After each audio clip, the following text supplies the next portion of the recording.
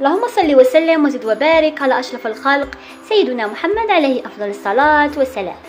اليوم إن شاء الله في هذا الفيديو حبيت نشارك معكم بعض الاقتراحات لوجبات خفيفة صحية نقدروا نفوتوا بها الوقت احنا والأطفال تاعنا، خاصة أيام الصيف حتى من القهوة تاع العصر حتى للعشاء، يعني مدة طويلة يقعد فيها الطفل يعني يحوس على حاجات حلوة ولا حاجات هو خصو في الأصل حاجات صغيرة يفوت بها الوقت.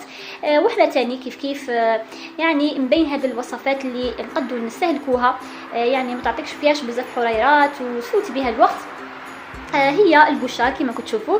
وهذه الحاجه الثانيه الحمص مقلي. الحمص مقلي وصفه تاع الصغر كاين هذه الامهات تاعنا، والحمص يعني تقدر ديريه حتى مرتين في الاسبوع لانه بروتين حيوان، بروتين نباتي جيد سورتو للنمو تاع الاطفال تاعنا.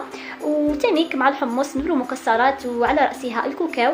اذا كان عندك الكاكاو ماذا بيك تقليه هكا بشويه تاع الملح وتفرحي به الاطفال تاعك وتجمعوا نتوما. وايضا يعني شاركت معكم الاشياء اللي انا نديرو في البيت تاعي، ولا كانت مكسرات يعني قرقاع ولا لوز ولا حاجه. الفاكهه الموسميه من المستحسن انه ناكلوها يوم على يوم، يعني صديق اغلب الاوقات خاصه في الفتره المسائيه قبل العشاء سورتو دركا راهي ما شاء الله وقتها صحيه.